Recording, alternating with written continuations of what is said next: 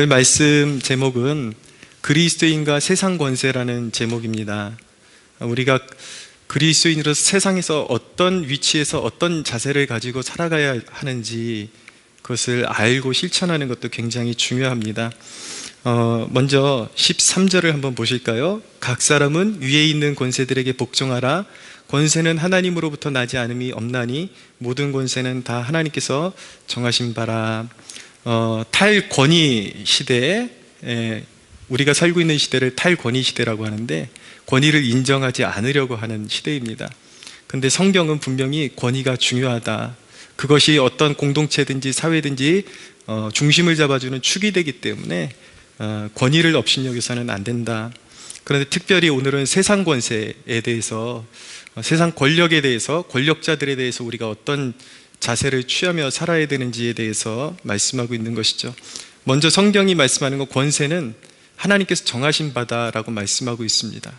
그래서 권세에 복종해야 된다. 그런데 이 본문이 사실 참 오해도 많은 본문입니다.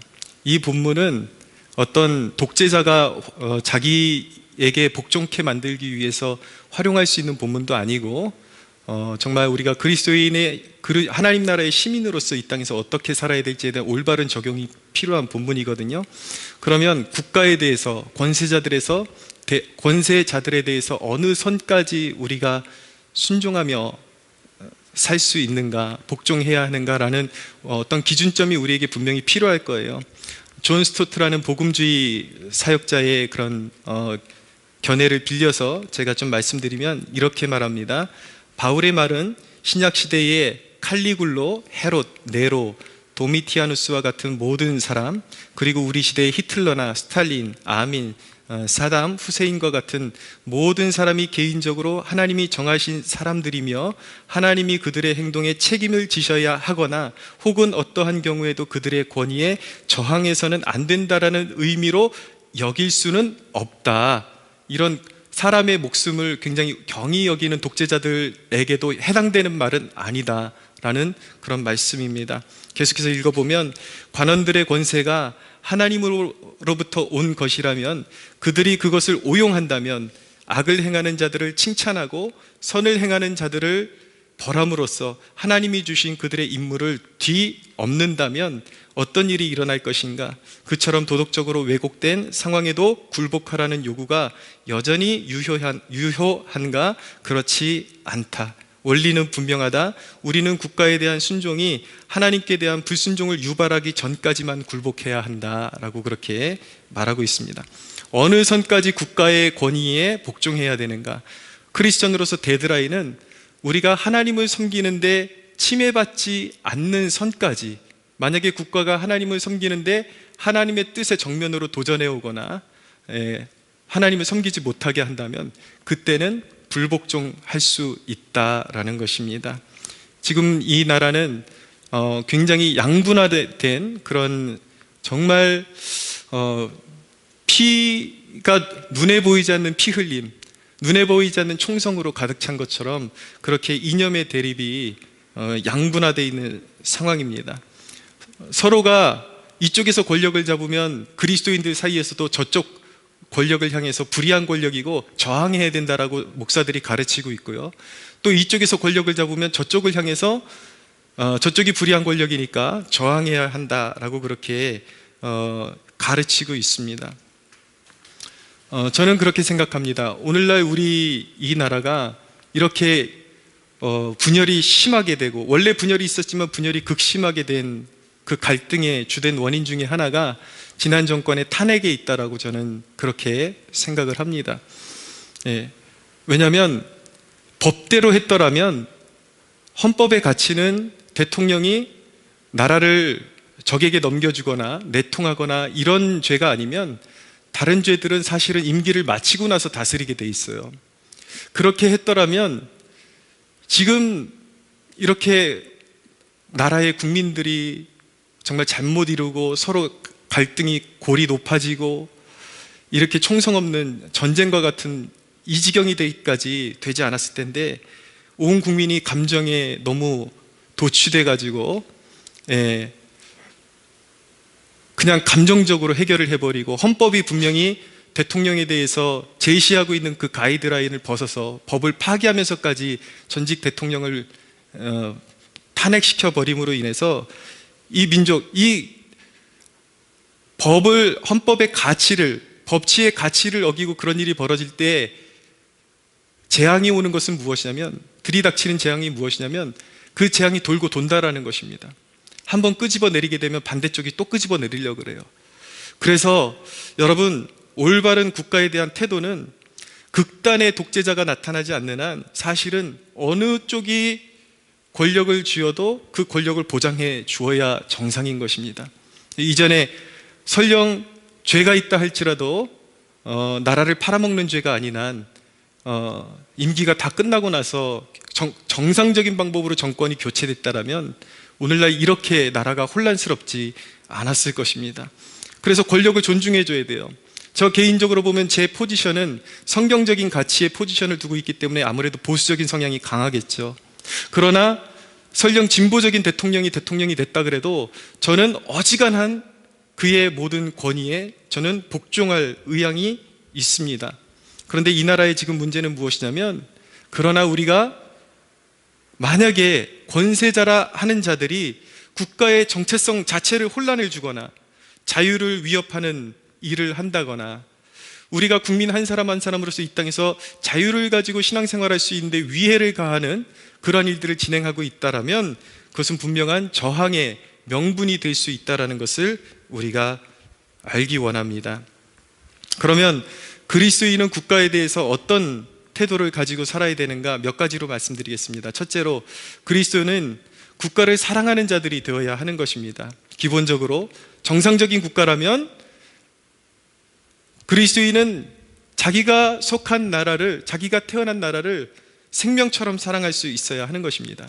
왜냐하면 나라는 삶의 터전이요 교회의 텃밭이기 때문인 것입니다. 나라가 안정적이지 못하고 나라가 혼란에 휩싸이게 되면 교회도 어려워지게 돼 있고 신앙생활하는데 여러 가지 어려움을 겪게 될 수밖에 없는 것입니다. 특별히 이 나라를 보면 참으로 안타까운 것이 그 진영에 따라서 나라의 어른들을 마구마구 깎아내리고 온통 역사가 그냥 난장판이 되어버리는, 저는 우리 다음 세대에게는 나라의 어른들을 존경하는 의식도, 그 의식도 우리가 심어줘야 한다라고 그렇게 생각을 합니다. 그것이 성경적인 바로 가치관인 것입니다. 이 나라의 역사는 전직 대통령들에 대한 과에만 치중하면서 모든 역사를 부정하는 형태로 가고 있습니다. 서로 대통령으로 인정하지 못하겠다라는 거예요. 그러나 여러분, 객관적으로 공과 과를 정확하게 판단해서 이 대통령에게는 이런 공이 있었고, 여러분 생각을 해보시죠. 이 나라가 이렇게 번영하기까지 누구의 노고와 수고가 없이, 누구의 결단력과 리더십이 없이 이 나라가 이대로 번영했겠습니까? 예? 지금 우리가 이 교통편도 우리가 얼마나 지하철도 잘 뚫리고, 그리고 이 버스도 얼마나 잘 연결이 되어 있고, 이것이 그냥 된 것이 아니라 어떤 리더십에 의해서 분명히 누군가가 해냈을 텐데, 모든 것들이 다 그 역사가 거부되고 진영에 따라서 거부된다면 어른을 존중할 수 있는 문화가 이 나라에서는 완전히 멸시되는 것이고 결코 이 나라가 바로 설 수 없을 것입니다. 그래서 전직 대통령들에 대한 공은 공으로 가르치고, 그리고 어떤 비리가 있었다면 이 사람에게는 이런 약점이 있었기 때문에 이 부분도 우리가 알아야 된다. 아이들에게, 우리 후손들에게 그렇게 공과 가를 가르치고 또 잘한 면이 있다면 그것을 인정해주고 존중할 수 있는 문화를 만들어내는 것, 그것이 우리 그리스도인의 또 하나의 사명인 줄로 믿습니다. 두 번째로, 그리스도인은 국가에 대해서, 그러므로 그리스도인은 모범적인 시민이 되어야 하는 것입니다. 나라를 사랑하고 불법에 몸담지 말고 국익을 생각하는 사람이 되어야 하는 것입니다. 4절 하반절에 보면은 뭐라고 말씀하고 있냐면, 4절 보면 그는 하나님의 사역자가 되어 내게 선을 베푸는 자니라. 그러나 내가 악을 행하거든 두려워하라 라고 말씀하고 있어요. 그리스도인의 사역을 위해서 불법을 저지르는 일을 해서는 안 되는 것입니다.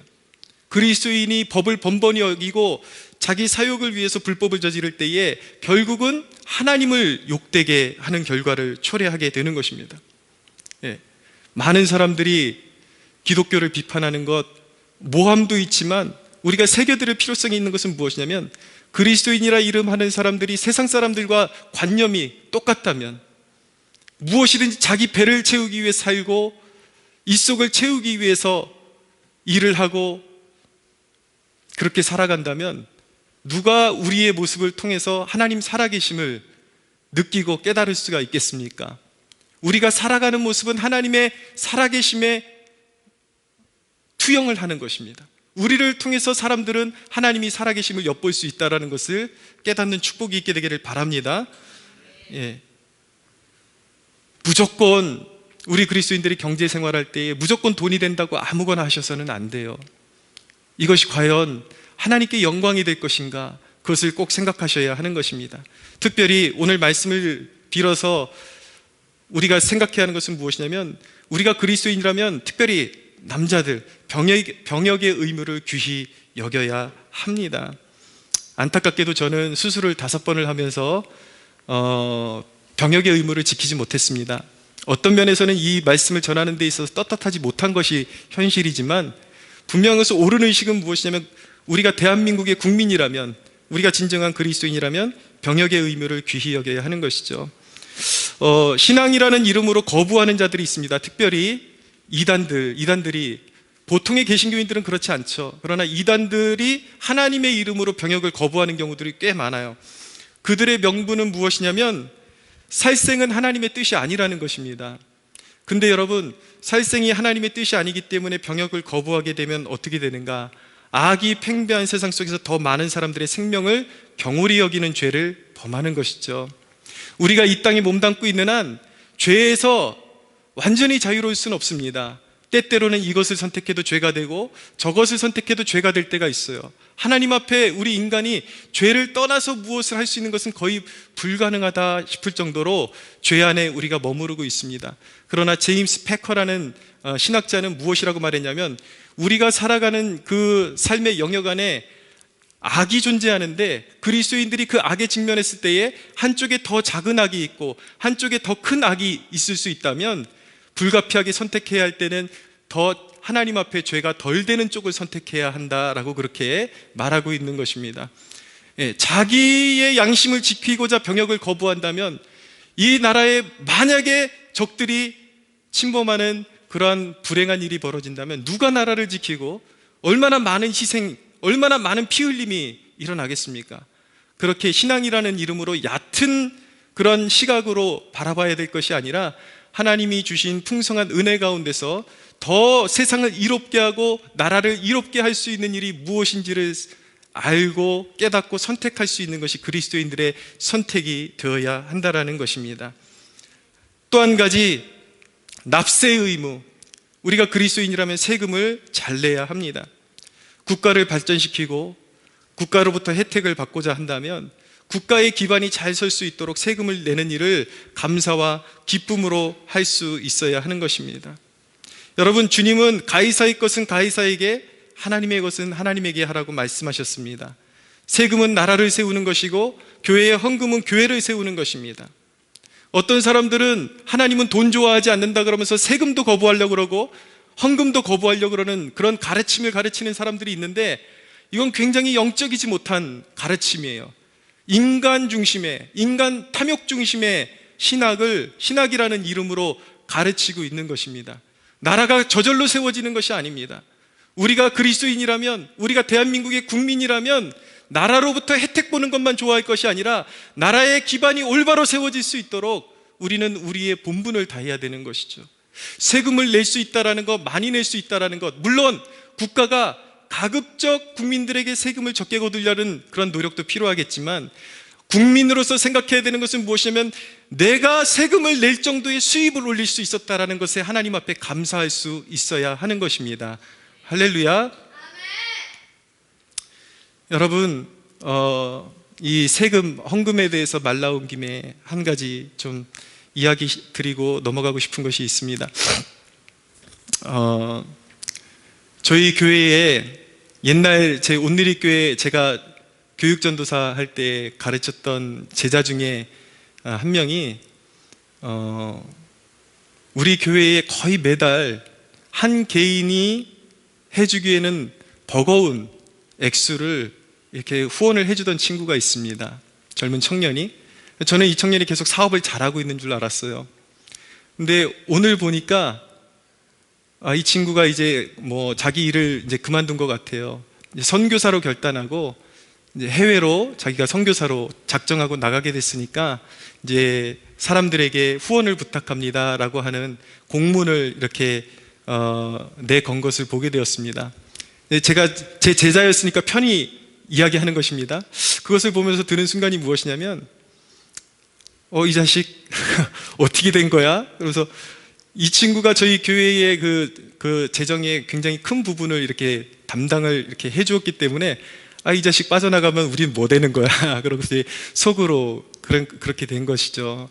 근데 제가 든 생각이 무엇이냐면 그동안 이 친구로부터 우리 교회가 섬김을 받았으니까 이 친구를 우리 교회가 파송한 선교사로 삼아주면 참 좋을 것 같다라는 생각을 갖게 되었습니다. 그래서 우리가 그동안 받은 사랑 이 친구에게, 이 선교사님에게 돌려줘야지라고 그렇게 결단하게 되었고, 아직 그 친구는 몰라요. 제 마음속으로 하나님, 근데 이 친구가 저희에게 해줬던 그 액수가 적지 않은데 우리가 그게 이제 줄어들고 그 이상으로 그 친구한테 이제 내보내는 것이 우리가 정말 감당할 수 있을지는 모르겠습니다. 그런데 그것이 하나님께 기쁨이 된다라면 기꺼이 감당하겠습니다. 그래서 한 2년 정도 작정하고 우리가 받은 사랑 되돌려주고, 또 진정한 축복은, 저는 교회로서의 축복은 저는 늘 받기만 하는 것이 축복이 아니라 우리가 받은 사랑을 흘려보내는 것이 축복이라고 저는 믿습니다. 여러분들의, 우리 교회가 한 선교사님을 더 품게 되었으니까 저는 그렇게 생각해요. 교회가 누릴 수 있는 축복이 무엇인가? 그리고 성도로서 누릴 수 있는 축복이 무엇인가? 하나님 나라의 세금을 잘 내서 선교사님들을 품을 수 있는 만큼 품고, 저는 여기서 이 축복이 끝나지 않기를 원합니다. 우리 교회가, 어떤 분들이 이 설교를 들으면 그렇게 말할 수가 있을 거예요. 보통의 교회들은 그런 일을 어렵지 않게 다 할 수 있는데 그게 뭐 대단하다고 설교 시간에 그렇게까지 말하는가? 그런데 여러분, 이미 큰 교회들과 이렇게 작은 개척교회에서 하나의 후원지를 품고 결단하는 것이 무엇을 의미하는지, 그것은 차원이 다른 이야기를 하고 있는 것입니다. 저희 니카라과에 그 교제하는 선교사님이 한국에 들어오시면 저에게 늘 하시는 말씀이 있어요. 오히려 규모가 있는 교회들 선교사님들이 가면 그렇게 부담스러워하고 싫어한다라는 거예요. 가면은 이렇게 반갑게 맞아주는 교회도 없고, 목사님들 바쁘다고 그냥 외면해버리고, 혹시라도 교회에다가 무슨 금전적인 요구할까봐 자꾸 모르는 척하고, 사실은 그런 생각 없는데 그냥 고향에 왔으니까, 고향 땅에 왔으니까 그냥 이렇게 교제 가지러 간 건데 자꾸 그런 식으로 받아들이고 오히려 자꾸 내미니까 선교사님들이 상처가 생긴다라고 그런 얘기를 들을 수 있는데, 교회가 크다 그래서 이렇게 후원지를 계속 늘려가고 선교지를 품는 것이 그렇게 만만하고 쉬운 일은 아닌 것입니다. 저는 우리 교회가 규모가 작은 교회라 그래서 작기 때문에 우리는 아무것도 못해가 아니라 우리의 힘이 지나도록 영적인 세금을 하나님 앞에 드려서 많은 선교지들을 품고 열방이 주께 돌아오도록 쓰임받는 교회로 세워지는 그런 축복된 교회가 되기를 저는 소원하는 것입니다. 여러분들도 한 사람 한 사람이 그렇게 귀하게 쓰임받는 하나님 나라의 일꾼들 되시기를 축복합니다.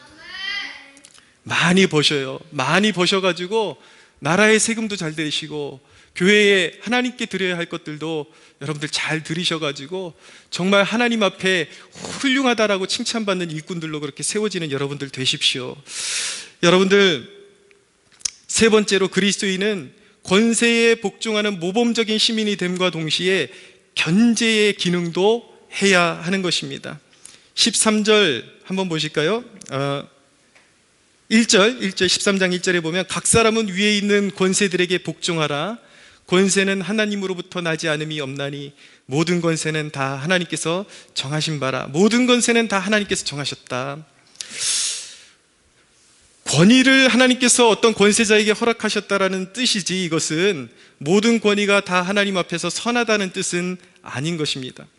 역사를 보면요, 선한 뜻을 이루는, 하나님의 선하신 뜻을 이루는 도구로 세워진 권위도 있었고, 그리고 하나님 앞에 범죄한 백성들을 벌하시기 위해서 심판의 도구로 세우신 악한 권세도 분명히 있었습니다.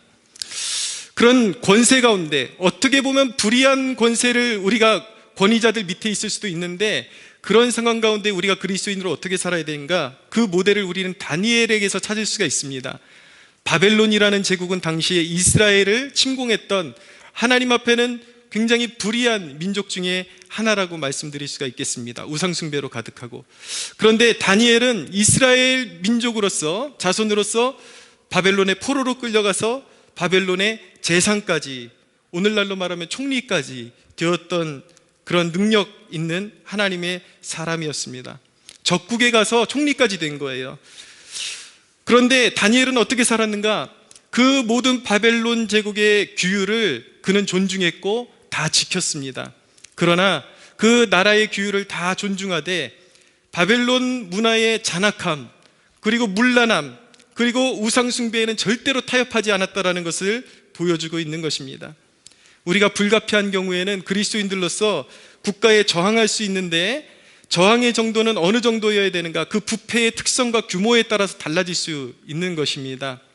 만약에 오늘날 지금 나라에서 진행하고 있는 그러한 법들 가운데 차별금지법 같은 것들이 있죠. 동성애를 합법화시키려고 하는 것. 만약에 나라가 하나님의 창조 질서에 위배되는 법안들에 대해서 그 제정하고 교회에 불이익을 끼치는 그러한 법안들을 제정하려고 한다면 우리는 그 법안들에 대해서 저항할 수 있습니다. 그렇지만 또한 동시에 보편적인 모든 경우에 있어서는 모범적인 시민의 자세를 잃지 말아야 하는 것입니다. 그러나 만약에 이 국가가, 이 권력자들이 국가 정체성을 아예 뒤엎으려고 하고, 예를 들어서 자유민주주의 국가를 사회주의 국가나 공산주의 국가로 바꾸려고 한다면 결사적으로 저항해야 하는 것이 우리의 의무인 것입니다. 왜냐하면 국가는, 나라는 교회의 텃밭이기 때문이에요. 자유를 잃어버리면 신앙의 자유도 빼앗겨 버리는 것입니다. 네. 늘 말씀드리지만 중국이 공산주의 국가잖아요. 근데 자유가 있는 것 같아요, 외부에서 보면은. 그러나 세계에서 교회를 가장 핍박하는 나라 중에 하나가 중국입니다. 예. 오늘날도 시진핑이 교회의 10계명에서 하나를 빼버리고 자기를 섬기라고 그렇게 교회를 강요하고 있고, 교회의 십자가 철탑을 다 끌어내리고 있고, 예, 그런 짓을 하고 있다고요. 그래서 여러분, 우리가 철없는 소리 하면 안 되고, 이제 다양화된 시대인데 그리스도인들이 공산주의면 어떠고 사회주의면 어떠냐라고 말해서는 안 되는 것입니다. 공산주의는 자유를 빼앗는 시스템이요, 교회에 불이익을 주고 가장 신앙에 불이익을 주는 하나님 편의 반대편에 있는 그러한 이념이요 정치사상이라는 것을 우리가 깨닫고 경계해야 할 줄로 믿습니다. 그러면 국가의 의무는 무엇입니까? 그러면 여러분, 그리스도인으로서 국가에 복종해야 할 의무만 있고 국가는 그럼 자기의 권위에 대한 책임은 없는 것인가? 그렇지는 않습니다. 권세는 1절에 보니까 다 하나님께서 주신 것이라고 말씀하고 있고, 그리고 2절 상반절에 보니까 그러므로 권세를 거스르는 자는 하나님의 명을 거스림이니, 권세의 명은 곧 하나님의 명과 같은 것이다 라고 말하고 있죠. 그리고 4절 보면은 그는 하나님의 사역자다라고 표현하고 있습니다. 자, 다 하나님이 주신 권세고, 그리고 하나님의 명과 같은 것이고, 그리고 그들이 하나님의 사역자라면, 그렇다라면 그들은 하나님의 성품에 합당한 통치를 해야 할 의무가 있는 것입니다.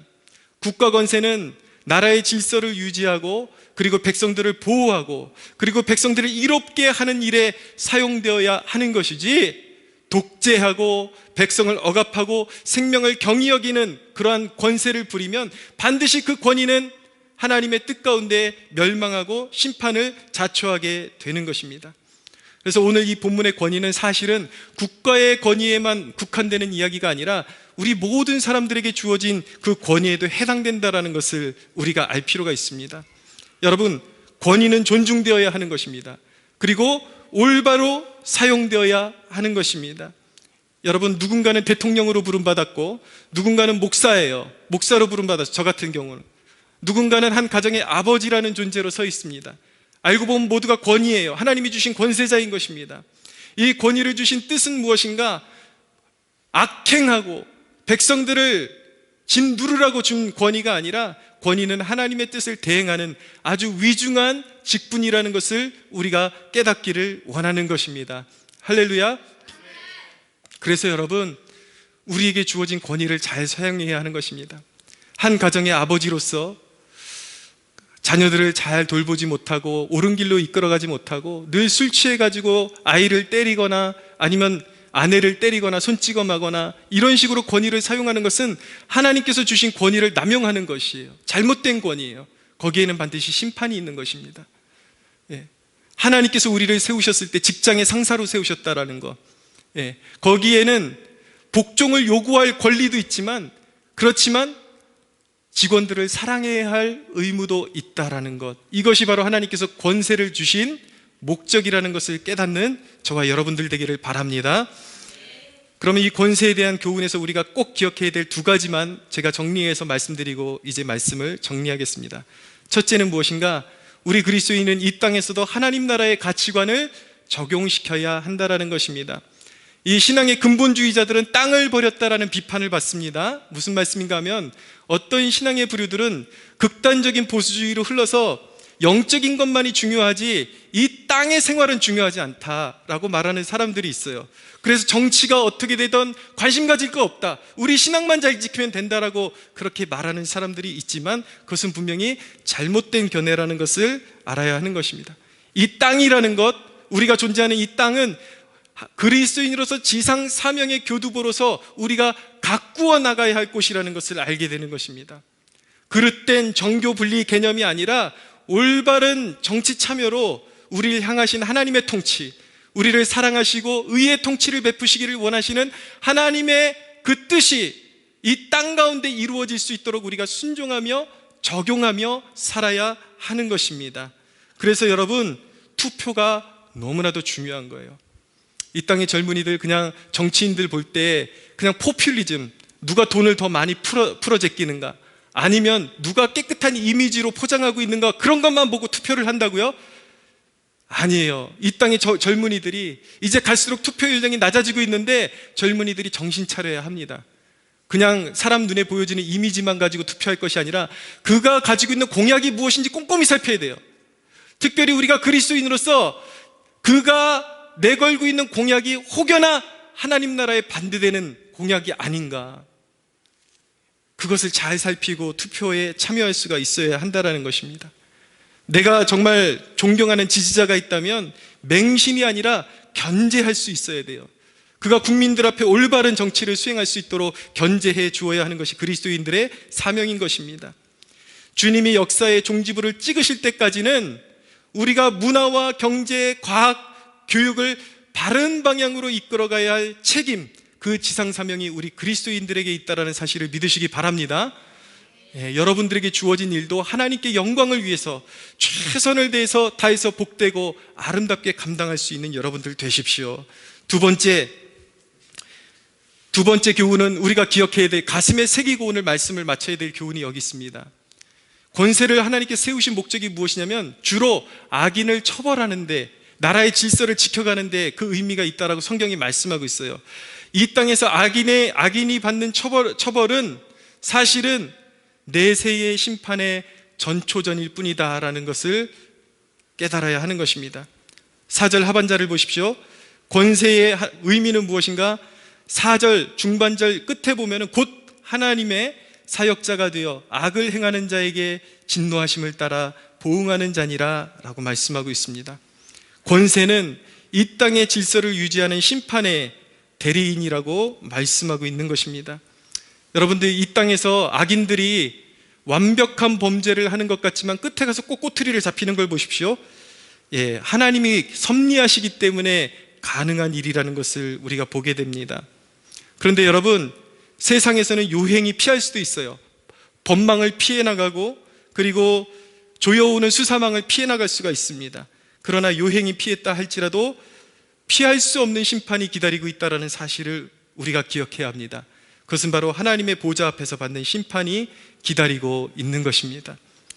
여러분, 제가 지난 주간에 부산의 장례식장을 가서 너무나도 안타까운 젊은 한 영혼을 하나님께 의탁드리고 장례를 집행하고 왔습니다.